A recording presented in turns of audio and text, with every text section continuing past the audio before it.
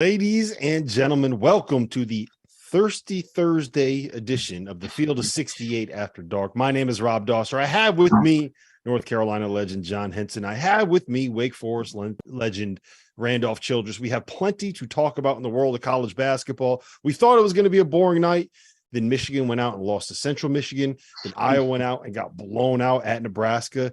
Then Georgetown went out and gave us an opportunity to talk about them again. So we're going to get into all of that stuff. We're going to play a fun game of Would You Rather. I don't think we've done that yet on this network. We got a little bit reckless with it. It is what it is. And we have some end of the year superlatives that we are going to dive into. It's a fun show. We got a lot to discuss. It's the last live show that you're going to get from us before New Year's Eve. RC and I, along with Greg Waddell, did our New Year's resolution show. We recorded that on Tuesday. It's going live tomorrow at 11 o'clock in the After Dark slot. So we have a lot to get to there as well. So it's going to be a fun night. It's going to be a fun weekend. I can't wait to get to the new year. I can't wait for conference play to get there, kind of in the throes of it. It's the best part of the season, the best part of the year. But before that, the thing we do every single night, as I mentioned, Thirsty Thursday, we do our toasts of the night. John Henson, I'm going to you first, my man. Who is your toast Thursday night? I am going to go with Devin Carter from Providence. I believe he set the tone today. He kind of started that little run that Providence had in the first half, being aggressive to the rim, and kind of put a little battery in his teammates' pack, and they never looked back. I was shocked that they ran Butler up out of there like that. So I'm going to do, Devin Carter had 21 points, 4 steals as well. Hey, he brought it tonight, and they needed it. Cheers. You stole mine, so I'm going to have to do a little research. RC, we're going to you next. I'm going to go with the hero of the night, man. I'm going with Reggie Bass, man. 3-ball to win in Michigan. But if I didn't do that one, I got to go with Pele, man. Arguably the greatest player, prior to Messi, maybe Ronaldo, but prior to that, Pele was arguably the greatest player of all time. Look, passing the day, 3-time World Cup champion, right.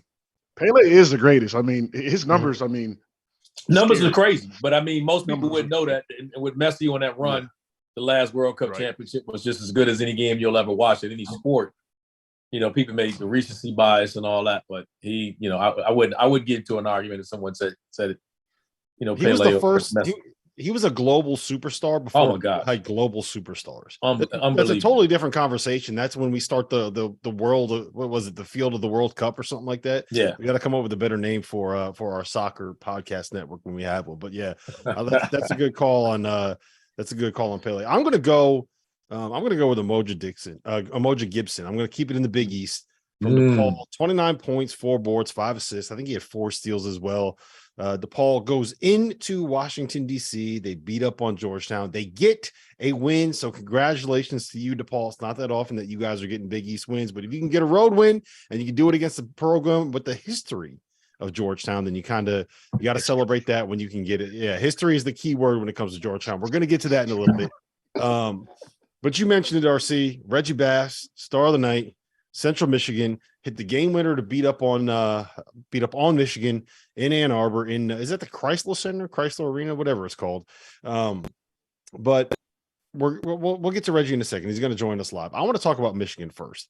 I called them Michigan, and producer Trevor did not think that was as funny as I thought it was going to end up being. But RC, this team 7-5. They just lost to a 4-8 directional school rival, in-state rival. What's your take on this Wolverine program? Is there a way back for them, or is this the point where now, to put into context where they are right now, Kentucky's best win is no longer Michigan on a neutral. It's beaten Yale at home. That's where we are with the Wolverines at this point. They're struggling. That's just putting it kindly. How they come out of it, I don't know. I don't know where the scores are going to come from. I was expecting Hunter to average, like 20 and 10. 20 plus 10 and kind of, be a dominant force. He's not dominating right now. The other guys, and again, he's drawing double teams and he's drawing a lot of attention. Not enough perimeter shooting around him to spread spread the lane out, open the paint up for him a little bit to operate. And they're just, I think the formula's out for beating them. And until they get a game where they knock down some shots, I think they will for a game or two. But I'm not relying on anything that's going to be consistent season long. they kind of seem to be playing down to the competition. I mean, they lost to Virginia by 2. Kentucky was a good game. Carolina, they played well. They beat Minnesota, obviously nobody crazy, but by 15. So you just kind of wonder what's going on with them, because it seems like when they play good teams, they get up, and kind of when they need those wins that they need to mark off the books and move on, that's when they struggle. And like I said, Dickinson, I don't know. They kind of cracked the code on him. Hey, look, we're just going to throw the whole sink at him and see if other guys around him can help. And they haven't been doing that. Is this still a tournament team in your guys' mind? Like you mentioned, John, they don't really have outside of Central Michigan. It's not like they have bad losses, right? Like Arizona State is a 2-loss team. Virginia is a top 25 team. Kentucky, we can say whatever we want about them. That's still, by the metrics, a good loss, if you will. North Carolina is a loss that's still a top 25-ish kind of a team that's going to end up being better when it's all said and done. So it's not like there's an awful resume there, and you're going to have opportunities to build on it when you get into conference play. That's just what happens when you're in the Big Ten. But do you think this team has the pieces to be able to kind of get to that point, John? I think they have the pieces. I mean, they have the potential. As we saw, they play well against good teams. And so it's about putting everything together, with Juwan Howard. This is a different ballgame than the professional, right? So you never know kind of his philosophy, what he's got going on, how he's playing it. But they have a chance. They play in a good league, so they're going to have some good games coming up, to play against some teams to kind of improve their resume. But as of now, they're on the outside looking in, and they don't have a lot of time left. RC? I mean, they got conference play. They got conference play to get it going. I mean, tonight's loss is brutal. I mean, let's not sugarcoat it. I mean, tonight's loss hurt. I mean, they lost to some teams I think that struggles to score, and as do they. And my only concern about them is, where did the scoring come from? I mean, I just don't know. Like tonight, Hunter Dickinson just had 13 and 6 against Central Michigan. And if he doesn't get going, like I said, he needs to be a dominant, at least 18 and 12 or a 20 piece for this team to get anywhere close for us to be talking about them being a tournament team. They're going to have opportunities because the team's in the Big Ten. There's no question about that. But right now, we haven't seen anything to say that they can turn that around.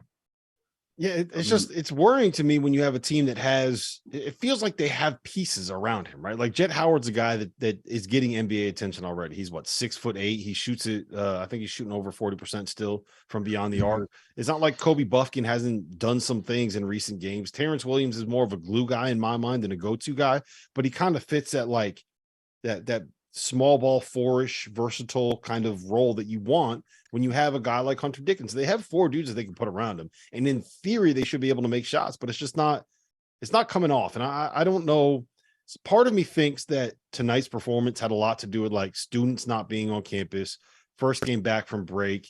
Maybe you're not necessarily up for it. It's kind of like, it feels like it should be conference season. You're playing a team that you think you should beat by 40. We've already seen Hunter Dickinson sit here and get on his podcast and talk about how he's going to beat Arizona State by 20 and end up losing by 30, right? So maybe they just didn't get up for it. But to me, that's a problem. Like if you don't have the leadership to be able to get up for every single game, we talk about this with North Carolina, and North Carolina's got significantly more talent than Michigan does. To me, John, that's worrisome. Yeah, and I kind of looking at the schedule. They got Maryland coming up twice. They've got Michigan State, Penn State, Iowa. They got Purdue coming at the end of the month. So there's an opportunity to kind of get them back on track. And I see Michigan as maybe a bubble team, like, last 4 in, last 4 out type team, depending on how the season goes. Maybe need to make a late run in the tournament. And that's kind of what they're gearing up to be. So we're going to see what happens down there in Auburn, man. If that's where do they finish in the Big Ten right now? Whew. All right, here, let's roll through them. Roll through the teams. You tell me who you think is definitively better than them in the Big Ten Conference, right? I think we could all agree Purdue, definitively better, right? Yep. Wisconsin, I would say that they're probably better. I'm taking Ohio State over them. Yeah. Yes. What about the like kind of Maryland, Penn State, Michigan State? Where do you guys stand on that? Michigan State and Maryland. I would. Yeah, Michigan State or Maryland, but I believe that they have a chance to prove that they are the better team per se. They play Maryland twice and Michigan State within the next 3 weeks. So they need, are those must wins for them? Would we call that a must win? Or like, I don't know. I don't know. Like if they don't beat those teams, and what are we talking about? Because I think I don't think I'd call anything a must win right now, but it is a must win in the sense where like you gotta if you lose like 3 of the next 4, it could spiral your season out of control, right? Like so in that sense, like you got to start turning this thing around now, right? Yeah, if they don't beat Maryland, which they play twice, and they don't beat Michigan State, and say they beat Penn State, that's still starting. They're starting like 2-5, 2-4, because they got Purdue coming. They're not beating them, and so it could snowball for them. It could be a snowball for them quickly. They got to respond. I mean, tonight there's no excuse for them. I mean, it's not on anybody. I mean, any one person, but as a collective, as a unit, they got to respond. I mean, that's just not a loss that they can have. We can say the Kentucky lost, the Carolina lost, Virginia lost. They lost to some tournament teams. So it's nothing to put your head down about, but you can't lose to Central Michigan at home. Well, you can, and they did. Yeah. I think that one of the things I think we're good at doing on this show is celebrating the teams that aren't necessarily just the big dogs, right? Right. Central Michigan got this win. Team of the night, Reggie Bass. Player of the night, Reggie Bass at the shot of the night, and he is going to be our big interview of the night. He's joining us now live from the bus, which is going to be a lot quieter than I expected the Central Michigan bus to be. And now let me welcome on to the field of 68 After Dark, the star of the night, the hero of the night, the man that hit the game winner to beat Michigan in Ann Arbor, Reggie Bass. Reggie, what's going on, man? How you doing? I'm good. And you? How are you? I'm great, man. I'm probably not as good as you guys are right now. You're on the bus ride back home to Mount Pleasant from Ann Arbor after picking up a win. What's the vibe like on the bus, man? It doesn't sound like it's very loud in there. It's a good vibe on the bus. It's just very quiet right now because of the interview, but we're very rowdy and stuff. All right, so take me through the game winner. Take me through that last shot. What did you see? How did it kind of develop? What happened on the play? Actually, it was kind of like a broken play, so I just had the ball in my hand, so I had to shoot the shot eventually because the shot clock was going down, and it just luckily went in. Now, you didn't need to shoot a 3, but you shot one anyway. Was that in your thought process, or you was just trying to get it off? Were you thinking, hey, I can get a quick 2, or I don't need a certainly 3? What was your thought process when you took the shot? Really just looking for space. And I see he jumped and I pump faked. So I just leaped in and I shot the 3. You knew it was good when you let it go? I didn't know it was good, actually. I kind of was praying it went in. And it went in, so it did me justice. Hey, what was the scouting report today? You play, not often you guys play against a first-team All-American like Hunter Dickinson. What was the scouting report against him for you guys? Dickinson, he's a real good player, big conference player, all that type of stuff. But it was really just to contain him and, keep him from his right shoulder, which he likes to do a lot. And I feel like we did that good as a team, and we, trapped him, doubled him. So I feel like that was really the key. Take me through your recruiting process. I know we're going back a little bit, but you had originally committed to Illinois, and you had a bunch of high major offers. How did you end up at Central Michigan, and what was kind of the process there? I decommitted from Illinois, and I met Coach Barbie. He offered me, of course, and I felt like it was home. I trusted Coach, and he ain't never let me wrong. So I just feel like it was a good place I needed to be, and the players that he coached, and he helped a lot of them, and I feel like he could help me also. So did he tell you that you were going to hit a game winner to beat Michigan? Is that what convinced you to commit there? No, he never told me I was going to hit a game winner. All right. Well, listen, man, I appreciate the time. Congratulations on the win. You're on the bus, so let me see the rest of the tell everybody they ain't got to be all quiet, man. What's going on, man? We're supposed to have fun on this show. You got bragging right. Tell them they ain't got to be quiet. They are. There we go. Listen, Reggie, congratulations on the win, man. Hell of a performance, hell of a shot. Make sure you guys enjoy it tonight. That was the hero of the night, Reggie Bass, who was not as energetic as I thought he was going to end up being. But you know what, man? Look, you got to give him credit. That's a great shot that he hit, a big shot that he hit, and a moment that he is, John, you just said this, man, a moment that he's never going to forget. I want to ask you guys this. You guys both played at the professional level. You've played a higher level of basketball than pretty much anybody else that is on this network. Juwan Howard and also Patrick Ewing are two guys that had storied long time. I would call it legendary basketball careers at the highest level that you could possibly play, right? They made enough money that their grandkids are never going to have to want for anything. Coming back to the college ranks after coaching or after playing at the NBA level, after being in that league, RC, I'm going to go to you first on this one. What's the difficulty level there, and why do we see some guys maybe not necessarily have the success that you would expect for something like, look, Juwan Howard was a guy that was well respected in NBA coaching circles, right? As an assistant, he was a guy that was with Spoelstra in the Heat for 6 years after he retired. It's not like Patrick Ewing; he was 15 years on a NBA bench after a Hall of Fame basketball career. Why are these guys coming back to school and maybe not necessarily having the success that we thought they would? I understand the similarities, but I think they're a little different. I think Juwan obviously has had a lot of success. He's the national coach of the year. I think sometimes you lose kids early, and that's something he's going to have to navigate.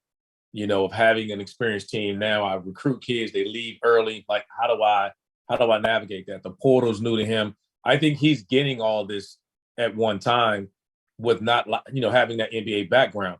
But I remember when his first year back, and I remember we were walking in the Peace Jam with Danny, and he was hitting up all the veteran guys that he knew, just like saying, "Hey, what do I need to do?" Asking questions about how I need.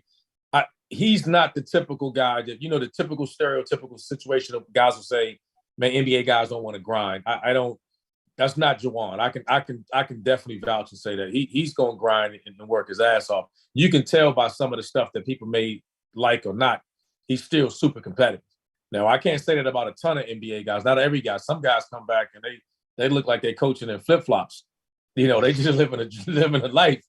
But that, Juwan, that's not the case. I just think adjusting to losing guys early, having so much success, the standard in which he achieved as national coach of the year early in his career, living up to that expectation is going to always be tough. But I think he'll get Michigan back. Yeah, John, I think the thing that's difficult is it's 24/7, right? Yep. You're basically a CEO of an entire operation. You're the head coach, but you're also the general manager that has to make the roster decisions. You're also the guy that's in charge of the marketing. You're the face of the entire program. Maybe not as much at Michigan when you have Jim Harbaugh there as well, but at a lot of these college basketball programs, Georgetown specifically, the biggest name is going to be the basketball coach. And I think that's an adjustment, right? When you're in the NBA, you coach your team, you try to put together a game plan, you go and watch the film, you do whatever you have to do, and you kind of go home and that's it, right? Whereas in college, you kind of have to worry about, like, are my guys getting home for curfew? Are they making it to class? Are they getting good grades? Are they making it? Well, I guess now it's, are they on the Zoom calls that they need to be on when you have your remote classes or whatever? Right. But there's more to it than just coaching. Yeah, college is definitely more responsibility. I mean, you're the CEO of the program, and everything that happens, you need to be aware of. NBA coaches don't have to worry about post-game meals or lifts or things or travel. Like, these are things that a college coach has to worry about, dinners, right? And so I think Juwan Howard is on the cusp of figuring it out. I mean, they're struggling, but I don't think they're doing bad. And I think he's one or two people staying a couple good players away from kind of competing as he did before. For me, I think the best college coaches are the master motivators and the guys that hate to lose. Those are the two things that I think in college you have to have in your DNA, because you have these kids that need to be motivated. Everybody wants to go to the NBA, but at the same time, you're not coaching all professionals or guys come from different backgrounds and things. So he's got to navigate that, figure that out. But I like Randolph said, I think he's doing okay considering the current circumstances, trying to figure it out.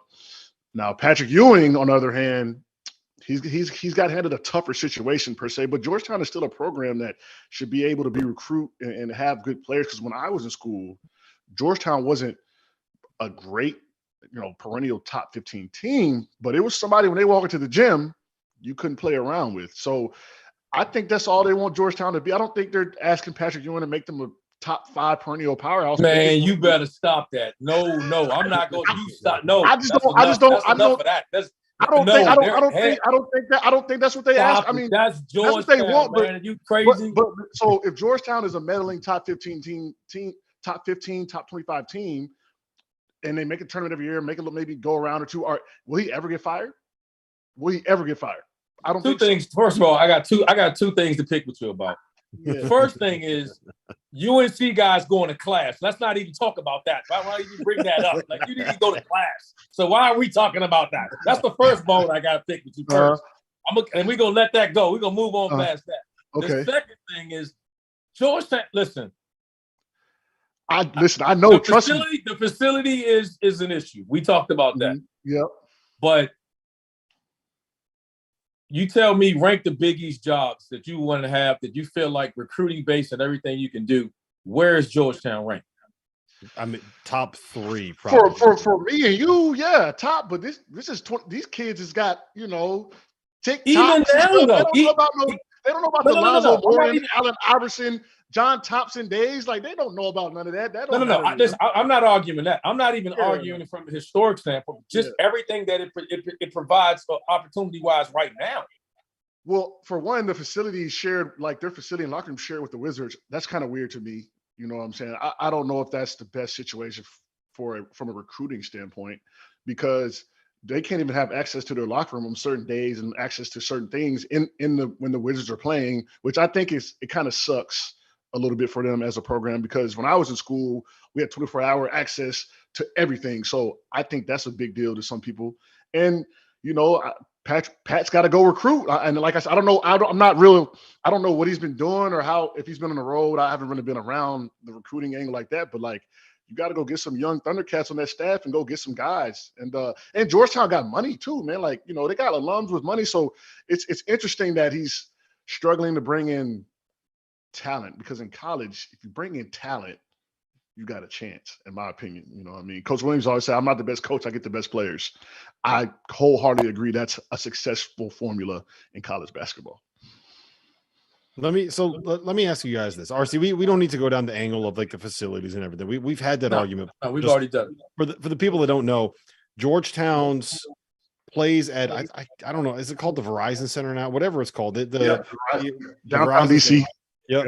And that is a pain in the ass to get to from the Georgetown campus when you would be going for like 6:30 p.m. tip-offs, 7 o'clock tip-offs. DC traffic sucks. There is no subway. There's no transportation to be able to get from campus to the arena unless you're like taking an Uber or taking a cab, or you're going to walk or ride or whatever it is, right? And when you're playing in a 19,000 seat arena and you have like 4,000 people in the building, it looks empty, it sounds empty, it's cold, it's just an awful environment, and that it kind of compounds on itself, and it is what it is. My big question for both of you guys is this: Georgetown has now lost 23 consecutive games to Big East opponents. They went 0-19 in the Big East last season. They didn't win a game after December 15th. They went an entire calendar year in 2021-22 without winning a basketball game. They've lost 28 consecutive games against high major opponents. It is not working. It has not gotten better. It has gone downhill. We thought that this year they were going to be improved. They are not, clearly. So is it time to kind of cut the cord? Is it time to rip that Band-Aid off? Do you let this thing continue to play out? Are you bottom out at this point, and it doesn't matter if you get rid of Patrick Ewing now or you get rid of him at the end of the season? Is it time, RC, to kind of just say, look, this is not working, we need to go our separate ways? If they don't turn things around in the Big East, and looking at that schedule, we talked about this last week, I don't know when the next conference win is going to come. Like, I don't know when they're going to win the next game. I thought their best chance was against DePaul. Yeah. And so I told you tonight, I was prepared to be like, Georgetown was going to be I was going to propose a toast to Georgetown, and they didn't get it done. There's some talent there. I think they should be better. They're not. It's just not working. I mean, Pat, I said this last year. I thought Pat deserved to be back. I think there needs to be improvement. I think at the end of the year, if he doesn't feel that he's taken the step, I think he may decide to say, hey, you know what? I did my best and maybe we'll move forward. I don't know how many more opportunities you're going to expect after last year, because usually in year 5, if someone goes winless in conference play, I don't know how they're back. He built that program. He is Georgetown basketball, but at some point, I think he even says himself, he'll just say, "Hey, look, this is a different breed of young guys. For whatever reason, it's not working for me. Let me just step away." Maybe he'll go back to the NBA or whatever the case. I mean, coaching opportunities for him, I think he'll have, but I think it's just, this isn't working. You can't go another 0 for a win 2 or 3 games in the Big East and then expect this thing to run this back. Yeah. I mean, they're giving away, if you live in DC now, they're giving away tickets and they're still not filling it up. And no one still goes. Yeah, John, I'm gonna counterpoint that real quick. Man, look who we have come. Yeah, like I'm gonna play a little bit of devil's advocate here, right? Mm-hmm. I don't think it can get any worse, and I don't think you help the program long term by cutting ties with like the most famous alumni that you have, right? The guy that is kind of what Georgetown basketball is, the guy that started. Hoya paranoia exists because Patrick Ewing and John Thompson Jr. were there, right? I mean, my dad literally my dad was a my dad was a big man as well, and I was a big man. So like coming up, like Greg Monroe's one of my close friends. He went there. Like that was like the big man. Like that was a school that's a big man university. Big man U. So like the game has changed a little bit, and so the identity of that program has also we don't really, as a kid, what is Georgetown? Like I know they had Patrick Ewing, AI, but those like they don't have an identity, and even more so now than ever, man. Like having an identity and having just a little kind of swag with what you guys got going. It's that's what the kids want, man. And so I hope he can figure it out. I wish he could figure it out because it's such a good story, man. And Pat's a good dude. Obviously playing in the NBA, I came across him a lot of times, had a lot of conversations with him. Obviously a Giant fan. So it's tough, but yeah, they might have to bring someone else in to kind of revamp that thing. And it's but not that's bad. The biggest issue. My biggest thing is that I don't think that it's an immediate fix with anybody, right? I think you're looking at a long-term rebuild, regardless of who it is, in large part because it's very difficult to me to be able to turn a program into something that is consistently successful in a conference as difficult as the Big East is when you don't have your home court as a fortress, right? When you don't pack every single seat in that building and have it be loud and hot and tough to play in and intimidating for the officials, right? There's a reason why Cameron is so difficult to play in. And it's not just because Coach K was out there getting every single call, right? It's not because you're playing 8-on-5. You're playing 8-on-5 because there's 9,000 people in that building that are literally on top of you. You can't move. It's so loud that the building's shaking, right? John, you played there. RC, you've played there. Like that building does not hold as many people as a lot of different places in the ACC, but that is the toughest place to play in the ACC because it's packed, it's tight, it's that environment, right? You're never going to get that at Georgetown with the way that the current setup is. And I push back on that because I think you can. I think you just gotta rope off the top of the Verizon Center, and then eventually you can get this going. You can just rope off the top and then make it the bottom level. I think it's a hell of a job. I'm sorry. I agree with you. I just think it's a fucking elite job to me. Again, I hate it because Pat is Georgetown, and we talked about an identity. They were tough before it was cool to be tough. Like everybody talk about toughness now. You played Georgetown, it would be like I used to coin this phrase because of that. It would be like, look, we may lose the game, but hell, we're gonna win the fight. You had to be ready to fight if you played Georgetown. So I there's things that have to change. We can talk about that, till the cows come home. All right, so let me ask you this, RC. You have DC roots, right? Yep. You are a DMV guy. Yep. Who are you? Pick somebody, right? I know you've said Mike Jones in the past. Are you still sticking with Mike Jones? I've said Mike Jones because that's the biggest issue right now. I think the problem of all the things that we're talking about, I think the number one issue is where do you go next with this job? Because every hire has been connected to Big John. Mm-hmm. And this was the last guy. This is it. There are no Georgetown guys out there. His son did it. Now it was Pat. They're sitting there now. That's what makes this situation so unique. And who do they hire? Because it was always, and let's be honest, it was always considered one of the only. There was a few jobs out there. It would always just felt like because DC was known as Chocolate City that it had to be a black head coach. You know, had to be a black head coach. And Pat was the last guy to have ties to John. So now you make the wrong hire, and all of the entire Georgetown fan base, meaning the Iversons and all these, and it's a list of guys, a hell of a list of guys. If they just push back because they don't approve of it, then where do you go? What do? You need to have somebody with local ties to that area to pull that off. That might say, hey, man, come on back. That has an understanding of what Georgetown is. Because if not, this is as a unique situation as I think of any job hire in the country. You think you can just go get a guy in there, but if you don't get the approval of a lot of people supporting that, then you're just wasting your time. So I got two names. I got two names for you guys, and I already mentioned them off the air. I think that Ed Cooley makes so much sense there. One, because I just respect his ability as a basketball mind.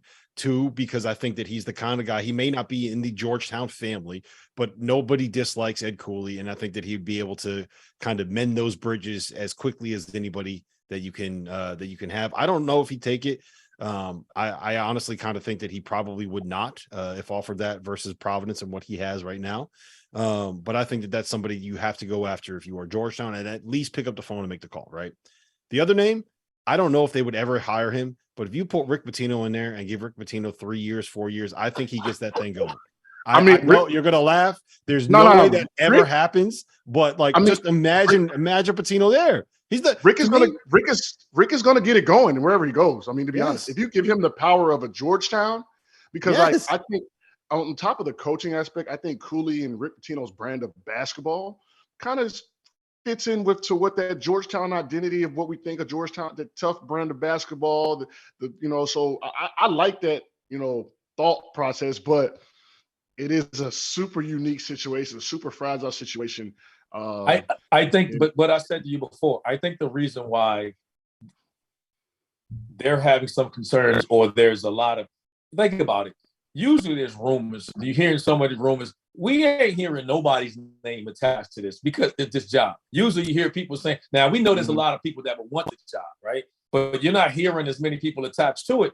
And I'm only saying that because, again, you have to be careful because it's Georgetown, and this family has just, their imprint has been on this thing from the jump. And then now that's over, which is Georgetown basketball, everything. Where else can you go when you can start a program where you don't have any association with any alum or anybody else coming back trying to support you with that? And you just think it's just hiring a guy to come in there. I think it's a lot more complicated than that, than people think it's going to be. This is a unique job that people don't taking it for granted, but it's not as simple as just going and hand picking a guy, because there's a lot of stuff. It's one of those jobs, before you take it, you better make some calls and see if people are supporting of you getting that job. Because if not, you'll get a good payday, but your ass will be out of there about 3 or 4 years.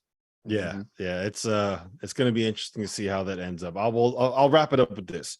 College basketball is better when Georgetown is good and Georgetown is relevant and Georgetown is a national threat, right? Whether that means they are a top 25 team, whether that means every 3 to 4 years they're winning the Big East, whether that means they're back making Final Fours, hanging banners, and Hoya paranoia is a thing again. So I think we all can agree. I'll say this even as a UConn fan, man, we need Georgetown back. The conference is better. It's more relevant.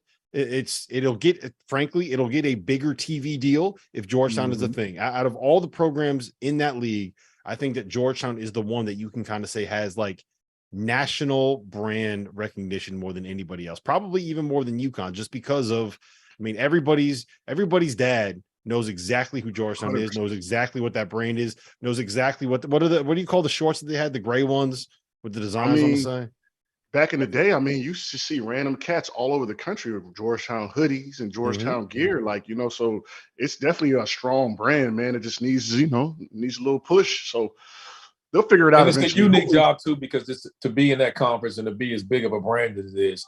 Name me a bigger brand that's football only. That's basketball only.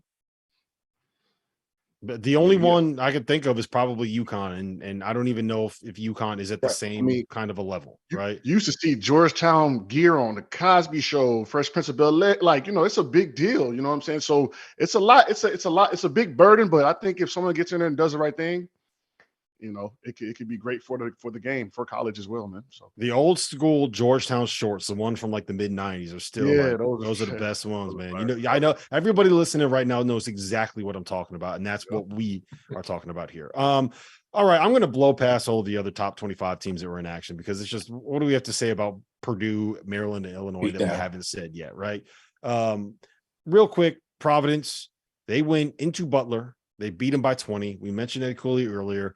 It seems, RC, like he's starting to kind of get this team to gel and figure some things out with this group. They beat Butler by 20 on the road in Hinkle Fieldhouse, and Bryce Hopkins was kind of a no-show tonight. Ass kicking. Let's call that what it was. Yeah. That was an ass kick. It was a beatdown. They had 8 transfers in, right? So we knew early it was going to take some time. They seem to be hitting their stride right at the right time. They're 3-0 in the Big East. Buying them starting to figure some things out as well. They got a balanced group, man. They're going to be right there end of the year deciding in the fight for the Big East title again. I'm a huge Ed Cooley fan. I love their staff. I love their style of play. If they can just consistently knock down shots, they're going to be a tough out in the Big East. Mm-hmm. Yeah, I concur with that. I mean, they play good defense. Their opponents are just 32, and their win streak, their opponents are shooting 28% from 3. And their winning streak, they're shooting almost 60% on their 2-point shots. If they make shots, they're tough to beat, as they were today, where they blew out Butler, and they're rolling. They got the big kid Hopkins down there, who's kind of coming out to kind of be a star. He had that 2020 game against Marquette. So they're cooking. Devin Carter looked good. And so they'll be in the mix in the end, and, maybe they'll make another run. But I've always kind of been an admirer of Providence as a program, just from a basketball perspective. Him, Ed Cooley doing that in Providence, Rhode Island, just it's tough to do. And he's building something there. And, like we were talking about earlier, it'd be tough for him to leave that, man. And I think if schools were starting to sniff around, Providence probably would extend him, I'm assuming, or try to get him, locked in. He just got an extension, man. It would take it. Extend him again, man. Give him the John Calipari contract. That's what he needs there. Do not let him leave. You cannot let him leave if you're Providence. I know I just said Georgetown's got to call him. If you're Providence, whatever you do, just whatever Cooley asks for, be like, yeah, you got it. That's yours. I think he knows it. You want to own the university? I don't think there's a job in the country right now that he would want. Perfect. I just don't. I think that's home for him. I think he's happy. It just fit. I think it's a fit. It just fits him. Mm-hmm. Just like we think he can do a job like that at Georgetown, but he's got that place rolling. I don't think he needs the challenge of saying, "Hey, man, I need to go take Georgetown," and I want to take the challenge of just rebuilding that, or any job for that matter. But I don't care any other high major job in the Power 5 conference. I don't know why he would leave Providence to take any job. Yeah, look, there's better jobs in a vacuum, right? And I think Georgetown is a better job than Providence in a vacuum. I don't think anybody would argue that, unless you're a Providence fan. Then you would argue that to the death and get my mentions, or probably get my mentions. They're already cussing you out already. Already cussing me out. But there are better jobs for specific people. And I don't know if there is a better fit for a person in the Big East. And I don't know how many people are better fits for the job that they're at right now than Ed Cooley in Providence. It's a match made in heaven, and we're seeing that. They won the Big East regular season title last year, and they're probably going to, at the very least, they're going to be in the mix again this season. Providence is hosting UConn next Wednesday. That is going to be a hell of a game. I can't wait for that one. It's going to be stressful as hell, but whatever. That's why we love the sport. All right, let's kind of get in. I want to get into the would you rather's, because this is going to be this is one of my darlings, one of my babies for this. So I'm going to have fun with this one. We're going to get into the John Calipari conversation here, because would you rather right now in this moment, would you rather be John Calipari trying to fix Kentucky's offense that looks like it's unfixable, or would you rather be Kenny Payne trying to rebuild Louisville from the ground up? John, I'm going to you first on this one. Who would you rather be right now? I don't want to be rebuilding anything from the ground up at a school like Louisville personally, but I'm going to have to go with John Calipari, because it can be fixed. I mean, he's got the number 1 class coming in right next year, right? So things can be no. Don't try to change the narrative. It's fixing this offense this year. Don't talk to me about the number 1 recruits coming in next year. Fix that offense this year. I'm still hanging on. I'd rather work on it in Lexington than Louisville any day of the week. So I'm gonna go Calipari for sure. Ooh, shots to Louisville here. Shots to Louisville here. Henson's coming at. He's got the big gun swinging now. Yeah. I'm taking Louisville on that. I'm taking Louisville. I give me the rebuild in Louisville. I got nothing to do but come up. That thing already is scratched at the bottom. Kenny Payne got nothing but to stand. He's looking up from this point on forward. I don't think. I mean, and I've said this early in the year. I know Kentucky fans didn't like it, but I think they agree to this. I don't know how you fix this offense. And the biggest thing is, I don't think they're that good. They're as good as they need to be defensively with that offense. And that's why I've been saying it all along. I just don't think the parts fit. I hope they prove me wrong, but like I said, I hadn't seen it. I don't think anybody's going to argue against me on that. Yeah, so I'm with you. I would rather be Kenny Payne in this situation because the Louisville fans are already broken, right? Yes. If you get one win, they're celebrating that like they just won the Super Bowl, man. Oh my God. If you win two games, money, you got support. They're going to have a parade for this dude, right? They're going to put a statue. They're going to rename the Yum Center to the Payne Center, right? That's what they're going to. You win 2 games in the ACC this year. Whereas Kentucky, you're sitting here at 8-4, right? You're still ranked in the AP top 25, and they're ready to burn that thing down. Nothing's good enough right now for them. Maybe it's time for them to, how Carolina had to kind of change their offense and their philosophy and kind of what they wanted to do. Maybe it might be time for Calipari. It didn't change until Hubert got there. They ran that same. Y'all ran the same system since Kansas. Since Dean was there. Let me tell you something about that secondary break. That's the only offense in the country where the big man makes decisions. That was the best thing I ever did, man. Only a big man would say that. If I wanted to get a layup, I swing back to the point guard, pin down, layups, so it was great.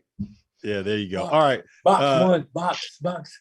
Number 2. Here we go. We're going to the second one. Would you rather right now be coaching Arizona with the number 1 offense in the country and a defense where you're kind of like, I don't know how they're going to get stops, or would you rather be Tennessee with the number 1 defense in the country and an offense where you're like, you know what? I don't really know how they're going to score. John, we're going to you first on that one. I'm a defensive guy. I'm going defense because offensively, one bad offensive night and a mediocre defensive night can have you at the house. Defensively, I think you can keep a game close. You stay in the game, and I'd rather have a number 1 defense because Tennessee has a hot game to start hitting shots. Or offensively, they start getting hot or run on a streak later in the season.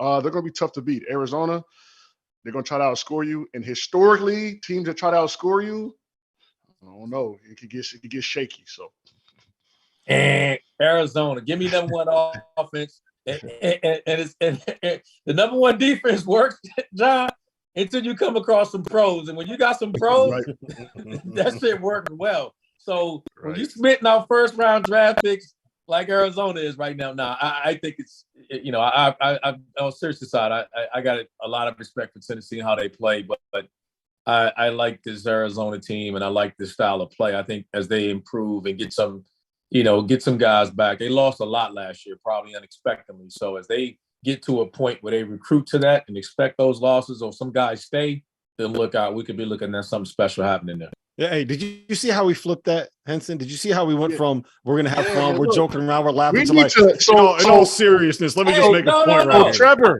Trevor, we need to bookmark this conversation. I'm an offensive guy, but you put some. I'm a defensive guy. Listen, I'm a defensive guy. Come play for me. We're going to score. We defensively, we could have a bad offensive night. And guess what? We know one thing that's going to be consistent is our defense. Arizona, we'll see. In March, we need to bookmark this. We'll see. We putting up 90 a game, baby. We putting up 90 a game. Ain't no bad night. Our bad night is 80. Hey, look, we not putting up 90, but guess what? If we get going and we lock it down, it's over for you. It's a wrap. You're done. I'll tell you this. There is not a single person that is watching this right now that is surprised that Randolph Childress doesn't want to play any defense. All right, we're going to take would you rather number 3 here. Would you rather be Dennis Gates, a guy that came in with no expectations and has completely outperformed what was expected of him coming into the year, sitting here 12-1? Would you rather be that guy where all of a sudden you now have expectations on a team that we don't quite know how good they are yet? Or would you rather be Todd Golden, where everybody thought that you were the golden child, you were going to come in, you were going to turn Florida back into the team that was going to be top 20 and competing for SEC titles, and you're sitting here at 7-5 on the season, disappointing expectations? RC, we're going to you first on this one. Dennis Gates. I mean, Dennis Gates, I don't even know how you go anywhere against that because it hasn't been as bad. Golden hadn't been bad. I think, in all fairness to him, we interviewed him at the Final Four last year and we were kind of like, all right, it could take some time. We'll see if he gets some guys and blah, blah, blah. But no one saw this with Dennis and those guys. And with he and CY, they're going to get dudes in there. They're going to be a tough out. That thing in Missouri is going to get better and better. I don't think anybody saw them being this good this fast. I like Dennis Gates as well. I swear when I watched them play Wichita State, I kind of saw how they were playing. I saw the energy. I saw the crowd. I saw kind of how, that program. I said, okay, there's someone to keep an eye on. So for sure, Dennis Gates. Golden, love him. You know what I'm saying? But, I was kind of reading up about him a little bit. He's a big analytics guy. So you might need to turn off that computer screen and just, watch some film and try to just eye test it, eyeball it, man. Because, sometimes the numbers is not the, the food, and John, the numbers fool you sometimes, man. The numbers is fool you. So sometimes you got to just click off the screen and just watch. You know what I'm saying? Just, you know what I mean? Like, so hopefully he can find a balance. But right now he's got to figure it out down there. But I mean, great job to have. Florida's perennial powerhouse. If you can get the right guys in there, it's easy to recruit there. I've been to that campus a lot of times, being from Florida. She just needs to kind of keep rolling. And like I said, man, turn the computer screen off, man. Just hey, watch some basketball, though. So look, I thought that was a really creative and unique question when I wrote it down, and it was really dumb. You want to be Dennis Gates. Like, what am I doing? That was a bad question. I'm going to take the L on that one. Just like Todd Golden has taken L so far this season. All right. Would you rather be Arkansas right now without your star big man, Trevon Brazile, or would you rather be Indiana right now without your star point guard, Xavier Johnson? RC, let's go to you first on this one. I would rather be. I think Arkansas is still good with everyone else, Smith back and everyone else without Brazile. So if I had to take the bet of which one I wanted to be, I'd be him. I think Johnson's invaluable to Indiana. I don't think they can win, compete at a high level without him missing a significant amount of time, even with Shafino in. Mm-hmm. John? I'm with you. I would rather be Indiana. I mean, not Indiana. I mean, I would rather be Arkansas because they can keep rolling a little bit. He is invaluable. I mean, he ranked second on the team in scoring, led him in assists and steals. That's a big deal, especially for a team that prides himself defensively. So definitely would rather be Arkansas. Yeah, I think I would too. There's too much other talent on the roster, right? Yeah. Arkansas overall is a better team, and just kind of in a vacuum, I think you can win without a 5-man if you want to kind of go smaller. Where it's difficult to win if you don't have your point guard and you're forced to play bigger and guys that aren't necessarily suited for that role. So if you lose your point guard, you're always in trouble. All right. Which front court would you rather have? UConn's with Adama Sanogo and Donovan Clingan, or Purdue's with Zach Edey and Caleb First? Henson, you first. I don't. Edey got to go. Edey and First. I mean, first of all, they can play together. They look good together tonight as well. The more experienced, and he's got a perennial national player of the year. So that was kind of an easy question for me. But, the UConn big men duo is pretty good as well. But they kind of alternate kind of playing. So are they really kind of like a duo per se? So I got to go Purdue. RC? I hate to admit this, man, but I'm struggling with this one. Because if I had to bet, I would say ZD because you go with the best player. But, man, that two-headed monster in UConn right now is looking really freaking good with that guard play, man. That's a tough-ass out because you don't get a breather. Just tag teaming you. And that's a damn good question. As bad as that last one was, this might be the best one. I'm leaning toward Edey because he's just the best player right now in college basketball. But I just think long term, I like the UConn bigs. I just think those. Oh, we didn't say long term. I'm gonna do what he did today. We didn't say long term. We said right now. It's right now, RC. It's right now. I'll say this in an era where you got to be able to guard on the perimeter and you got to be able to switch. I think that I probably would like Sanogo and Clingan more because I think they're a little bit more defensively versatile. But if we throw in the qualifier that Zach Edey has to be coached by Matt Painter, give me them. Give me him.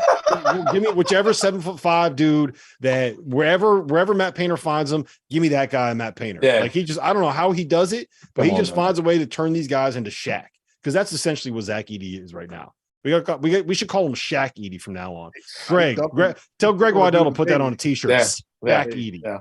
He dunked on a dude today. I was like, okay, big fella. Man, it was child. They should have called Child Protective Services today, man. What he was doing to them, and he only had 5 shots. He should have called Child Protective Services. Like, sir, somebody mom in the crowd, get him off my baby. Somebody mom in the crowd yelling at that kid. I'm telling you, that was bad. That was tough today, man. What's really changed with him, in all seriousness, without joking, what's really changed with him is that he's gone from being a guy that would kind of seal and get position and make a shot to being a dude that catches the ball 8 feet away from the rim and he's trying to dunk through you, right? Like he's not dunking over anybody. He's literally dunking on you. He's going through your body. You are going to get knocked on the floor when he dunks on you because it's 290 pounds coming at you. And he's kind of figured out how to like use that strength to his advantage, where I think last year it was a little bit more like he was like, yeah, I'm bigger than you, but I'm not going to play like, does that make sense? I think he had to learn how to kind of be bigger, play bigger. Confidence, and I think I think he is physically stronger. I think, when you're taller, sometimes you give up leverage, and I think you understand that shorter guys will get leverage. I do think he's stronger, and I think that's why he's so dominant right now.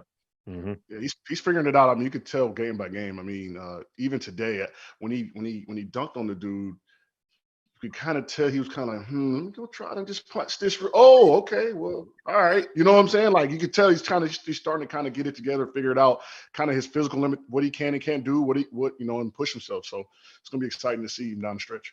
John, do you think he fits in the NBA? Do you think there's a spot for him there? Ooh.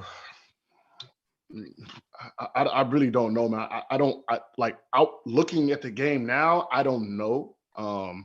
But being a dominant 7-footer, I mean, you got the kid from Auburn who's playing pretty well for the Jazz. I forget his name.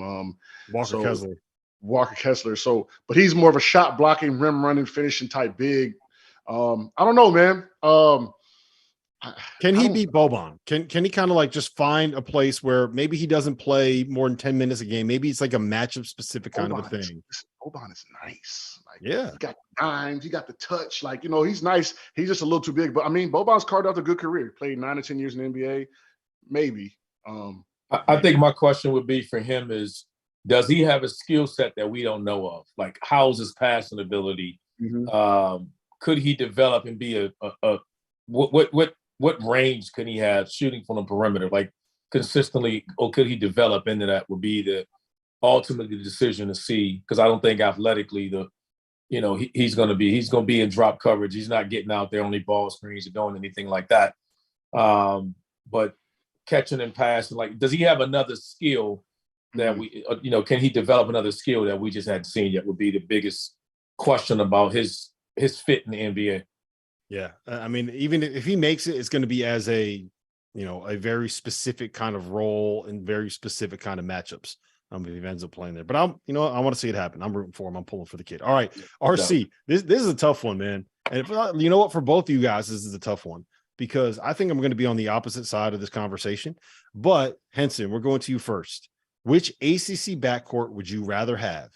North Carolina's with Caleb Love and RJ Davis, or Miami's with Isaiah Wong and Nigel Pack? Oh, you switched it up on me. Okay. All right. I didn't know you were going to say the Carolina backcourt. It's kind of. Go ahead and say it. Go ahead and say it. I'm going to go Carolina, but I mean, it's not far off because I think at their peak, Pack and Wong are probably the best back at their peak when they are playing at their best, which Pack hasn't been playing great as of late. Miami got paid, man. Last year was a contract year. Now he yeah. got his So money. but two experienced Final Four guards averaging double-digit points. RJ Davis is playing really well. Caleb Love is coming along, not shooting the best from the three, or not being as efficient as he wants. But I think you got to stick with them. I mean, those are two guys that can literally change the game and or season for Carolina if they can figure out what they need to do. So I'm definitely going Carolina.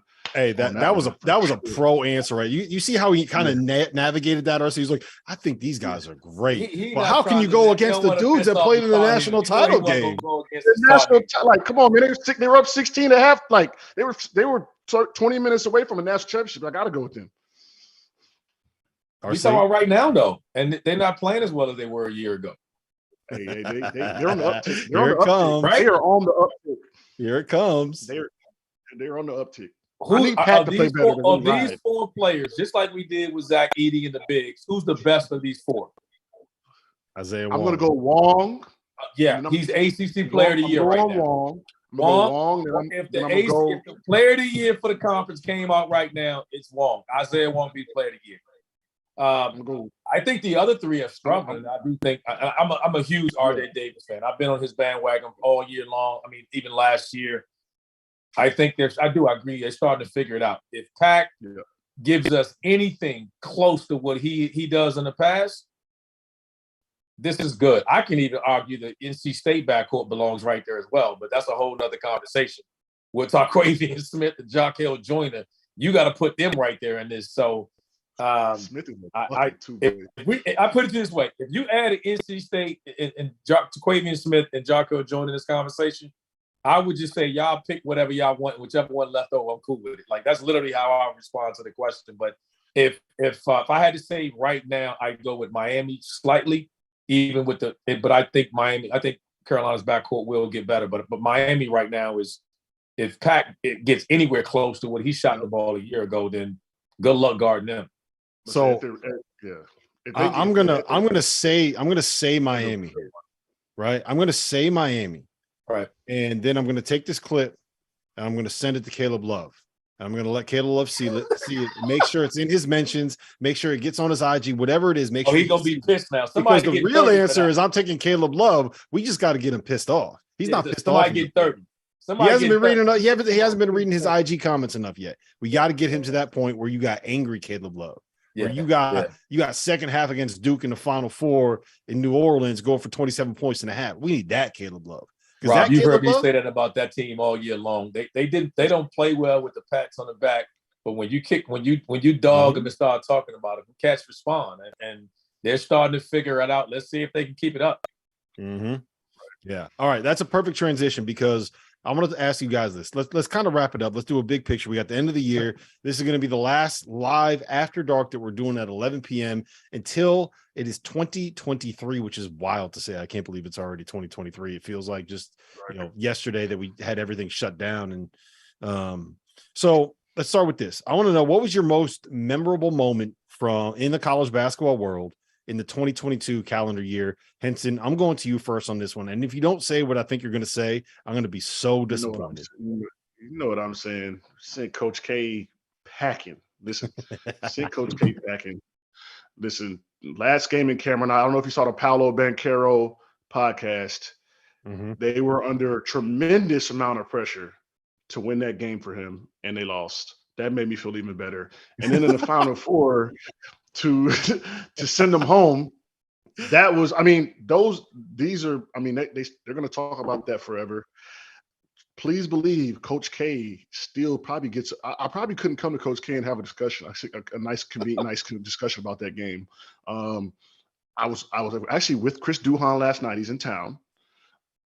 I said, hey, look, man, be like that sometimes, brother. Like, so the Dukies are still feeling that, man. So that was the best moment. Look, Caleb Love, RJ, those guys, they're good for life with me for sending him home like that. I mean, what more can you ask for?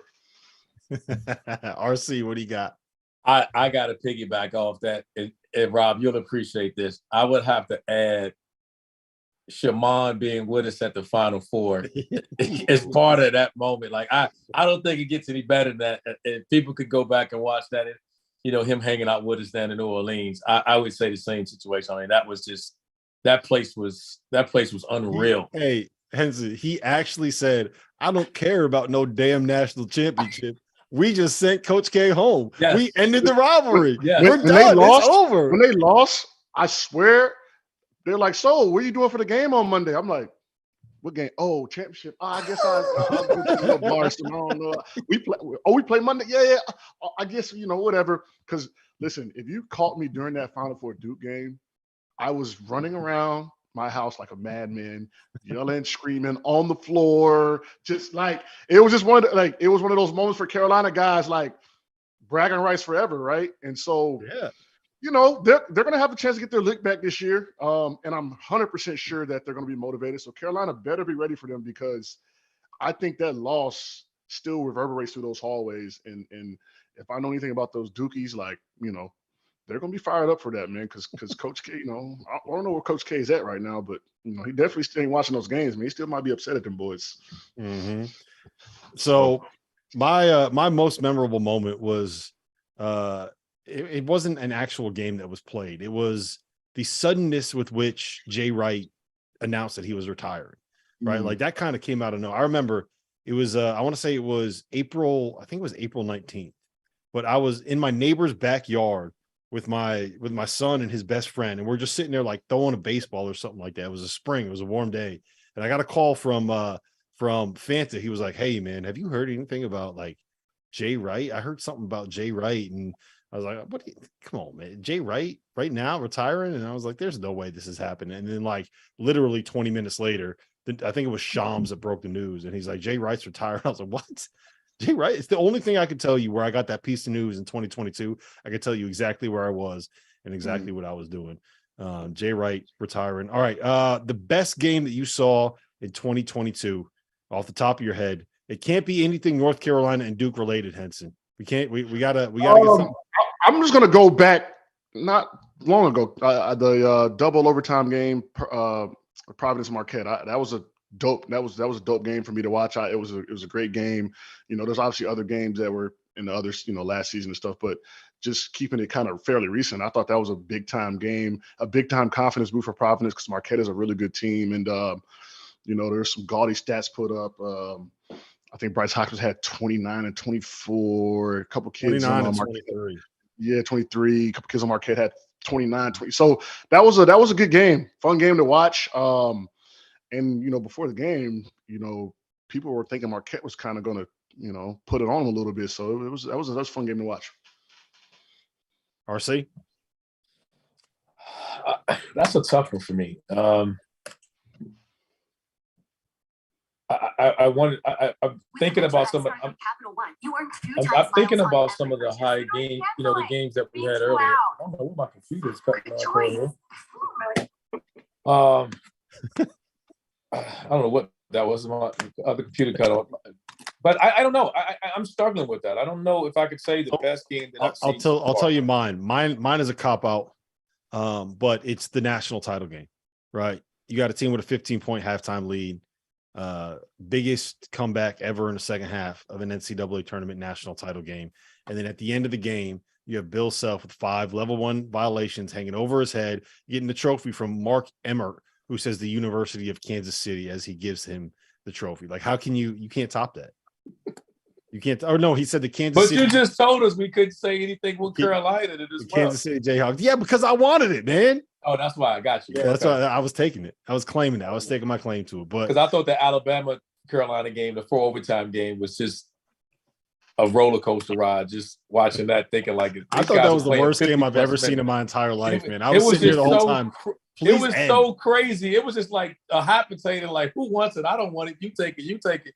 No, I'm stuck with that one. I don't know who I'd say the best game I've seen so far this year. I think it's been some pretty lopsided game, but some pretty hard fought games as well. Creighton, Arkansas, and Maui. How about that?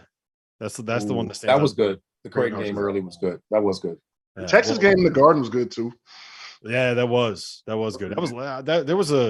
There was a bigger crowd there than I thought there was going to end up being for that. That was a fun game. But listen, this has been fun. We've been here over an hour already. Producer Trevor is ready to go take a nap. He is tired. We overworked this guy. So we're going to let him call it a night. So for Randolph Childress, for John Henson, my name is Rob Dauster. Everybody have a happy, healthy, and safe